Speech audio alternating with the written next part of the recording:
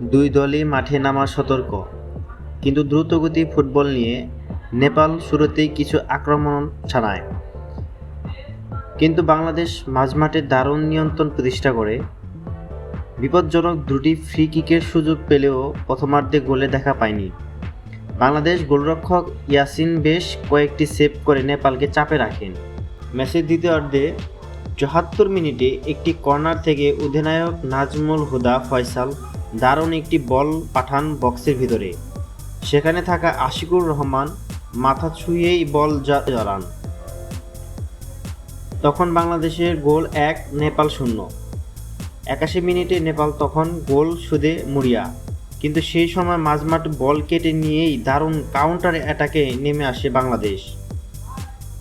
মানিকের পাস থেকে নাজমুল হুদা ফয়সাল নিজে বল জালে ঠেলে দেন। তখন বাংলাদেশের গোল ২, নেপাল ০। ৮৭ মিনিটে নেপাল সুজন গাঙ্গুল একটি দুর্দান্ত শটে ব্যবধান কমিয়ে আনেন। গোল বাংলাদেশ ২, নেপাল ১। শেষ দিকে কিছুটা চাপে থাকলেও দারুণ রক্ষণভাগ ও গোলরক্ষক ইয়াসিন দৃঢ়তায় বাংলাদেশ ম্যাচ জিতে নেয়। ম্যাচের সেরা পারফর্মার নাজমুল হুদা ফয়সাল, একটি গোল, একটি অ্যাসিস্ট, ক্যাপ্টেন্স পারফরমেন্স। ইয়াসিন গোলরক্ষক হিসেবে অত্যন্ত তিনটি নিশ্চিত গোল বাঁচিয়েছেন। মানিক ও রিজওয়ান মাঝমাঠে ট্যাকল, বল কন্ট্রোল এবং কাউন্টার শুরুতে ভূমিকা রাখেন এই দুজন প্লেয়ার। ম্যাচ পরবর্তী প্রতিক্রিয়া।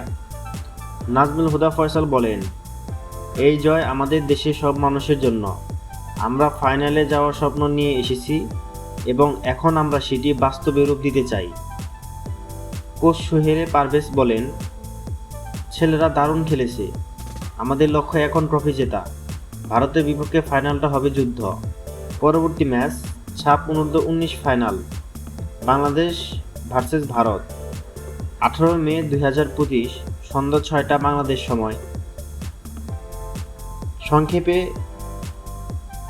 এই ম্যাচের গোলদাতা হচ্ছে আশিকুর রহমান, ৭৪ মিনিটে গোল করেন। নাজমুল হুদা ফয়সাল ৮১ মিনিটে গোল করেন এবং নেপালের সুজন ডুয়াঙ্গা ৮৭ মিনিটে গোল করেন।